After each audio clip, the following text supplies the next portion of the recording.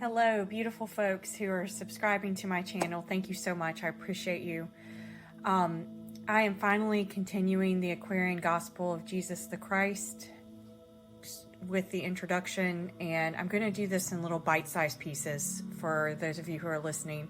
I also hope you can hear like some of the music in the background. It's 432 hertz. It's supposed to be great for memory and concentration and just generally centering us as we consider new information and integrate. So this again is the Aquarian Gospel of Jesus the Christ. It was published in 1908. And this is the introduction by the Honorable Henry A. Coffeen, who is a former U.S. Congressman from Wyoming at the time of publication. And here is the introduction. In 1881, we took up the study of the inner psychic nature of man. We have endeavored to pursue this question by scientific and logical method. What is the nature of the soul, its qualities, faculties, powers, and possibilities, its dwelling place, habitat, and activities, both prior to birth into this material world and subsequent to the dissolution of the physical body? There were very few well-authenticated facts then known and collected for the help of the investigators. Again, referring to 1881. Few books and still fewer in any scholarly, systematic attempts toward discovery of man's psychic nature. Today, 1909, the field of psychic research and theosophical thought has opened up brilliantly and has become a most interesting field for study.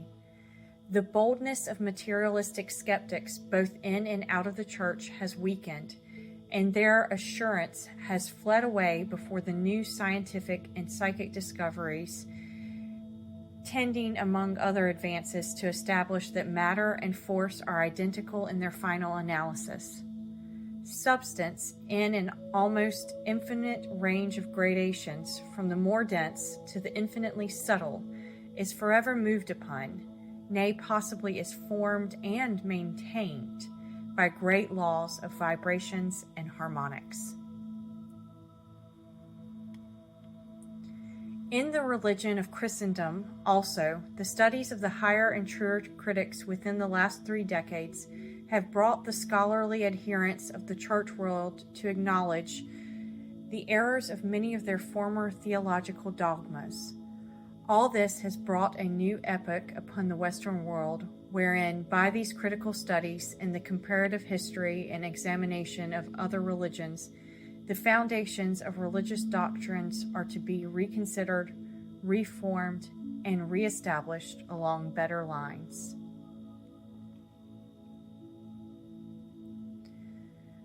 Okay, just pausing here and welcoming you to do a quick review of what you just listened to. Listen to it again. Mainly, takeaways here are that psychic and probably even psychiatric, falling under that, studies were opening up an entire realm of understanding that was essentially bringing into question many of the religious dogmas that were centered around Christianity at this time in 1909.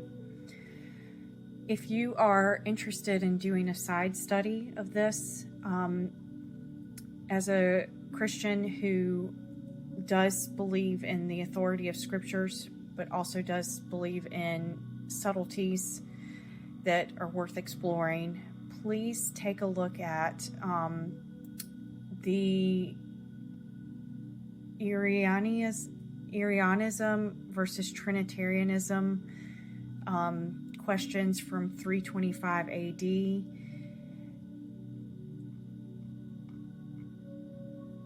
the East and West Schism that culminated in 1054 AD between the Roman Catholic Church in the West and the Eastern Orthodox Church in the East, the Protestant Reformation, 16th century, The rise of modernism and historical criticism, which is the 19th century to 1908, which was the time of the publication of the Aquarian Gospel of Jesus Christ. Thank you so much for listening to this. Happy studying.